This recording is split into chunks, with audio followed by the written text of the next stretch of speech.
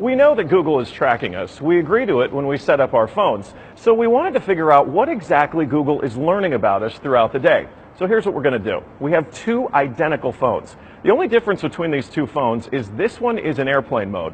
Both of the phones lack a SIM card, and they haven't been set up to access any Wi-Fi networks. So for all intents and purposes, these phones have no connection to a data network. We're going to keep them with us throughout the day. And while I travel around DC, we're going to figure out just what Google is finding out about me. Our first stop, Sim's convenience store, just outside our Fox bureau, for a quick coffee. From there, we took a walk to the Capitol and took a quick walk around the Senate office buildings, and then decided to hop in a car and head around town. Hello. We're going to the Children's Hospital, please. To run our test, we had to do more than walk the block, so we took a tour around our nation's capital. First, due north to the Children's National Medical Center Hospital, then west to St. Albans School and the National Cathedral. Our tour around town was a 14-mile journey that lasted more than an hour. The entire time, the phones had no access to the internet. Oh my goodness. Not a Wi-Fi connection and not any cellular data service.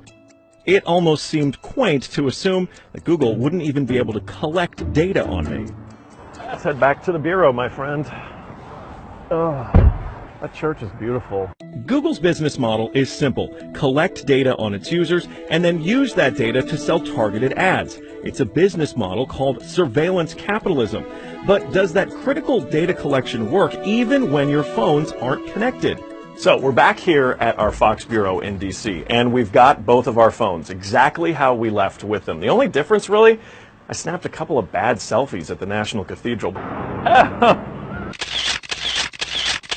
But otherwise, they have stayed in my pocket for the entire day. So let's find out what they know. This is our man-in-the-middle device. It's basically a Wi-Fi network that these phones are going to connect to once we turn their Wi-Fi on. It's going to pass data through it on the way to Google. But on the way, we're actually going to get a copy of the same data that Google's going to get. We'll be able to decrypt it and then find out where we've been throughout the day. Within minutes, the numbers rolled in. The phone that wasn't on airplane mode registered more than 100 locations, 130 activities, and even 152 barometric readings. As soon as it hooked up to our Wi-Fi, it transmitted 300 kilobytes of data straight to Google.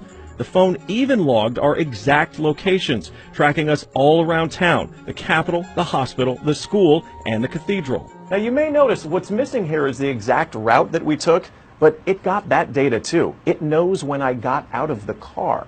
The metadata has a time log down to the very second, tracking everything when they think that you're walking, riding, and yes, even getting out of the car. Okay, so you're thinking, this isn't a big deal, I'll just put my phone in airplane mode. Yeah, we thought of that too. This is the other phone that we had with us that no SIM card also remained in airplane mode the entire time.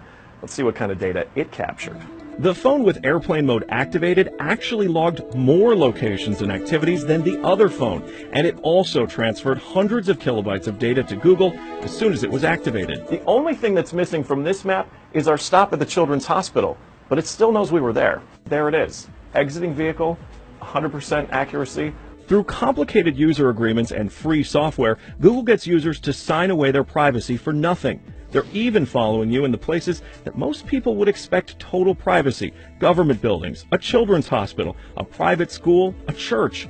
Every move you make, every step you take, Google is watching you.